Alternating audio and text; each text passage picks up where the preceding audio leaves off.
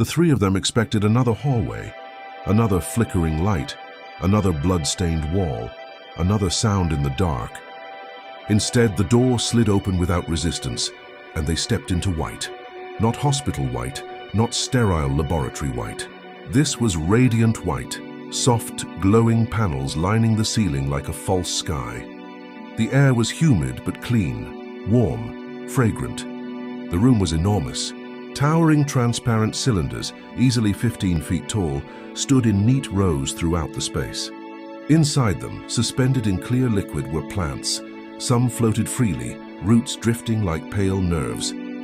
Others were anchored into artificial soil beds at the base of their containers, leaves spreading outward beneath the water's surface. Between the cylinders were patches of short, velvety grass. Not decorative turf, real grass. Dew still clung to it. The scent of it mixed with something floral and sweet and faintly citrus. There were plants everywhere, crimson vines that spiraled upward along white support beams, indigo blossoms that pulsed faintly with inner light, small golden flowers that shimmered when the overhead lights shifted tone. Broad-leafed tropical growths spread low and wide across the floor in carefully maintained sections. Nothing was overturned, nothing was burned. Nothing screamed. The chaos they had just survived might as well have been in another universe. They stood there silently. Bee slowly removed her hand from the blade she'd been ready to throw. Devon's shoulders lowered an inch. Blank inhaled deeply, and then again, and again. He stepped forward like a man stepping into a memory he didn't know he had. The smells were layered. Fresh-cut grass, damp earth, sweet nectar, something sharper beneath it, like crushed mint. There was something else too, something almost electric. His chest felt lighter, his mind quieter. An overwhelming calm settled over the three of them. Muscles loosened, breath slowed. The room hummed softly, barely audible, like a greenhouse wired into something far more advanced than sunlight and irrigation. Bee whispered, "Is this safe?" Devon glanced around. "Safer than anything else we've seen." Blank closed his eyes briefly. "I don't hate it here." And for the first time since this nightmare began, none of them did. They chose a clear patch of grass between several massive glass cylinders. The light above dimmed automatically, shifting into a softer tone, as though the room itself approved. Bee curled near a low cluster of glowing blue flowers. Devon stretched out on his back, staring up at the ceiling panels. Blank remained seated longer than the others. He tried to process. Monsters erupting from the ground, creatures recognizing him, powers he didn't understand. Devon's awakening, Bee appearing from the vents like some feral guardian angel. The feeling of being watched, of being known. He rubbed his temples. Why did the monsters react to him differently? Why did he feel stronger when cornered? Why did part of him feel older than he should? And why did this room feel familiar? The scent of it wrapped around his thoughts like a blanket. He lay back slowly. Just a nap. Just one moment of quiet. His final thought before sleep claimed him was simple and irritated. If something tries to kill us in here, I'm going to be personally offended. Darkness took him. He didn't know how much time passed. He was half aware of being horizontal, of being cold. Not room cold, lake cold. Like he'd been submerged in a frozen body of water. His eyes cracked open. Dark. The room was dark. He tried to move. Nothing happened. His arms wouldn't respond. His legs wouldn't respond. His chest rose shallowly but felt heavy, restrained. Sleep paralysis. It had to be. He heard voices. A woman's voice. Doctor, the readings are fluctuating again." Another voice. Male, calm, analytical. "That's impossible." The dampeners were calibrated precisely. Blank's vision blurred in and out. He couldn't make out faces. He couldn't feel his fingers. His body felt numb, deeply numb, but his mind was struggling upward like a drowning man breaking through ice. The cold intensified.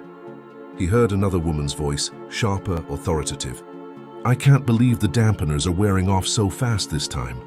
We'll also need to increase the effect of the adrenaline booster." Bootsteps approached. Blank forced his eyes wider. A silhouette leaned over him. A man, white coat, scalpel glinting faintly in low light. I don't want you breaking this one, the sharp-voiced woman continued. I still have several other experiments I've had to try, and while his body does seem extremely resilient, he's not immortal. The word echoed in his skull. This one, experiments. The scalpel lowered toward his chest. Blank tried to scream. Nothing came out. The cold deepened. The voices blurred. His vision tunneled. Darkness swallowed the edges of the world. And then, voices. Familiar voices. Far away. Blank? Seriously? Wake up!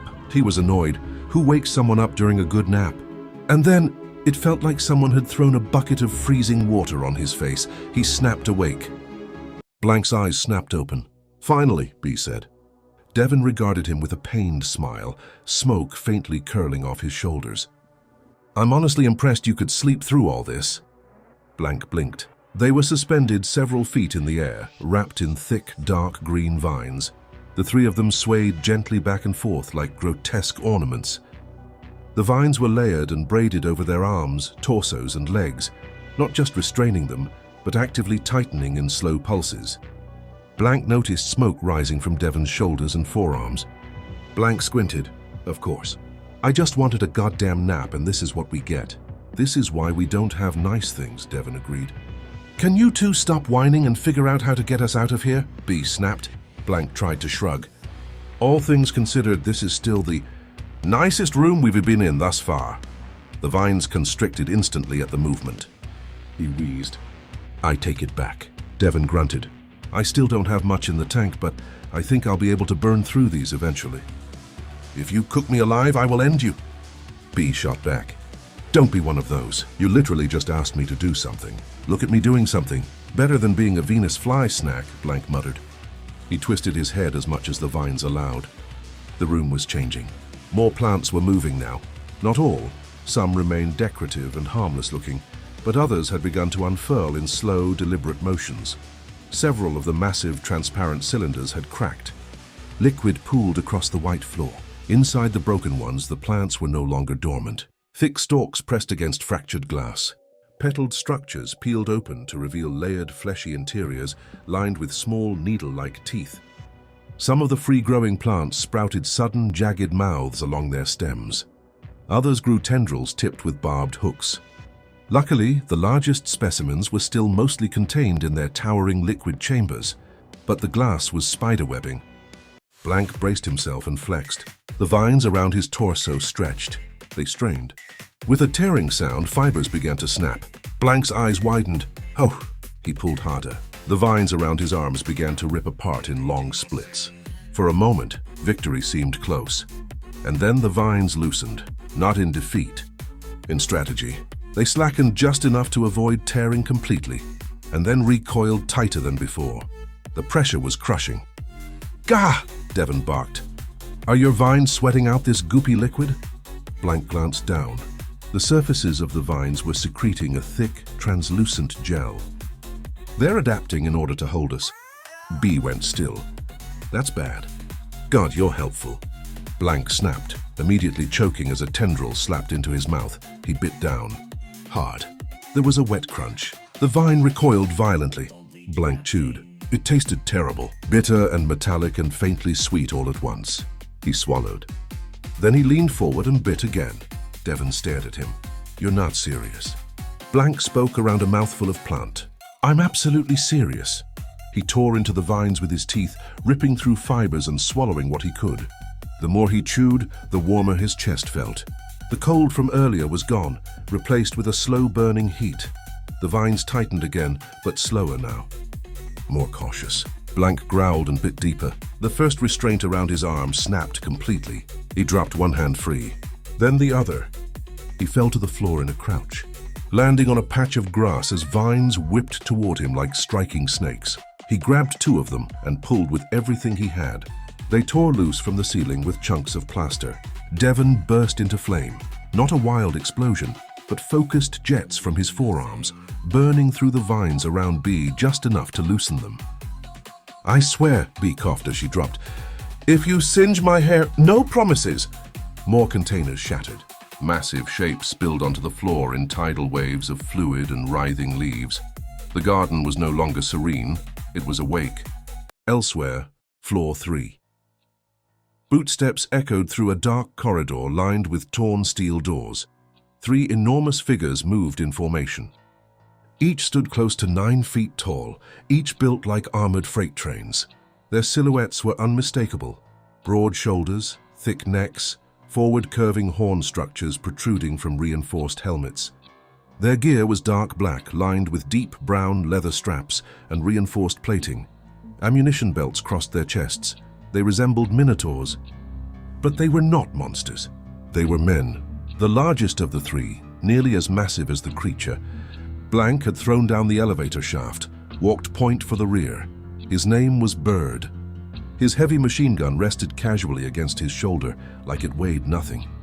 Ahead of him moved the captain, shorter but still towering over most doorframes, compact, dense, efficient. A massive buster sword was strapped diagonally across his back, absurdly oversized for any normal man. His name was Captain Rourke Vance. To his left, slightly ahead and lighter on his feet, was the third, leaner but still enormous, with longer horns sweeping back along his helmet. His name was Cade Morrow. Cade scanned corners before the others reached them. "Scout, diamond formation," Rourke ordered quietly. They shifted seamlessly. "Cade forward," Rourke center. Bird rear. A creature burst from a ceiling vent. Gunfire thundered instantly. Cade rolled aside as Bird's machine gun roared, reducing the creature to shredded pulp before it hit the floor. They didn't celebrate. They advanced. Their mission was simple: locate survivors. Bring them to the safe zone. Anything hostile was erased. Another intersection. "Stack left," Rourke ordered. They pressed against the wall. A guttural roar echoed from ahead. "Contact front." Bird, suppress. Cade, sweep right flank. The hallway erupted into chaos. 3 creatures rushed them, fast, quadrupedal, plated with bone-like armor. Bird stepped forward and absorbed the impact of one charging straight at him, planting his boots like anchors as he fired point blank into its skull. Cade vaulted off the wall, firing downward mid-air into the second creature's exposed spine. The third nearly reached Rourke. Before the captain drew the buster sword in one fluid motion, the blade was monstrous. Too large, too heavy, except it wasn't for him. He stepped into the swing. The creature split cleanly from shoulder to hip. The sword hit the ground with a shockwave. Silence returned. Cade exhaled slowly. "Clear." Rourke didn't smile. "Keep moving." They advanced deeper. For nearly 30 minutes they fought like that. Brutal, coordinated, efficient.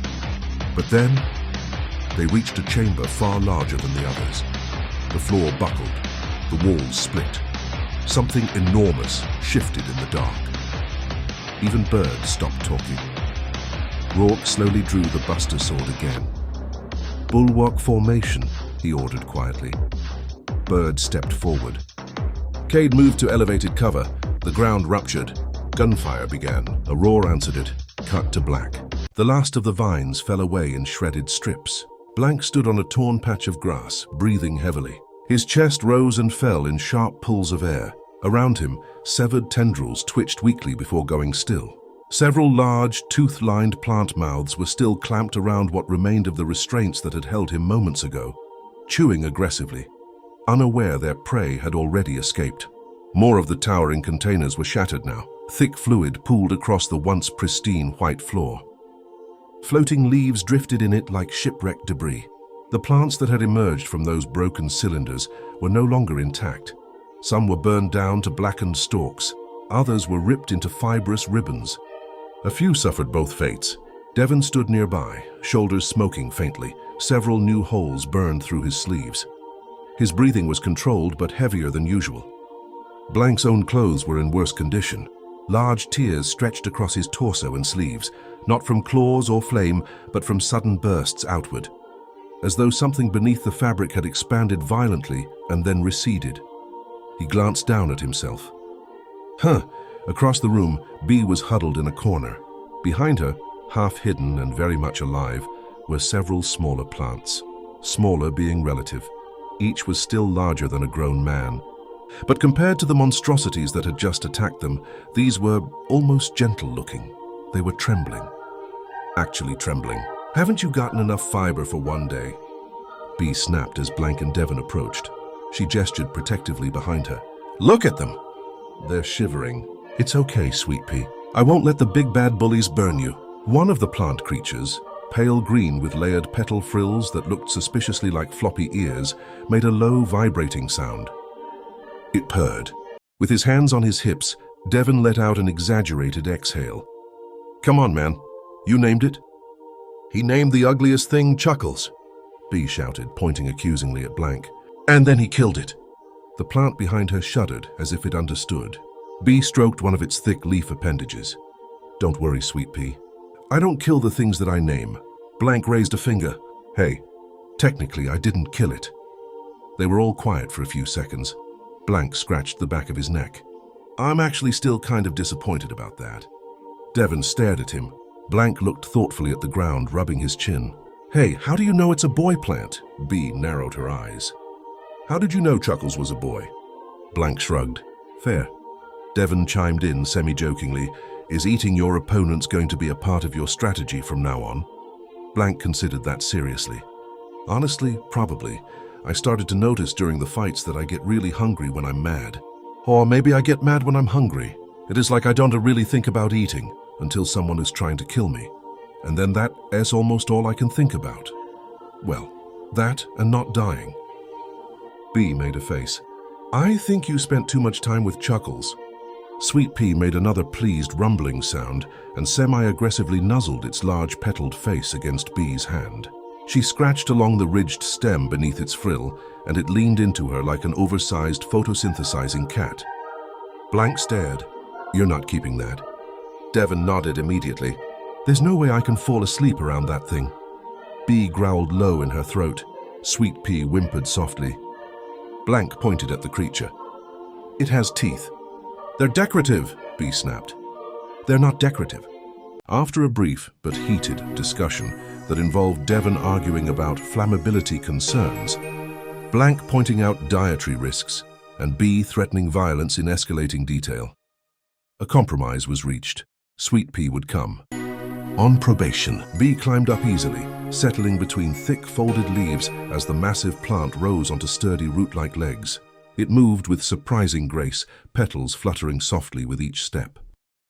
Blank stared up at her. This is a terrible idea. Bee crossed her arms. You ate Chuckles. That was survival. That was personal. Devon pinched the bridge of his nose. Can we go before something bigger smells the smoke? Blank glanced around the ruined indoor garden. What had once been immaculate was now scarred. White floors stained green and black. Glass cylinders shattered. Rare specimens destroyed, but not all of them. Some containers remained intact. Some plants still dormant, waiting. The hum in the room had changed. Lower, watching. Blank felt it again. That faint sense of familiarity. Like this place knew him. Like it remembered. He shook the thought away. All right, he muttered. Let's see what else this hellish place has in store. Sweet Pea turned toward the exit. Bee rode atop her new companion like a victorious forest gremlin. Devon walked beside Blank, smoke finally fading from his shoulders. As the four of them disappeared into the corridor beyond, the lights in the garden flickered once, then dimmed, and somewhere deep in the facility, something adjusted.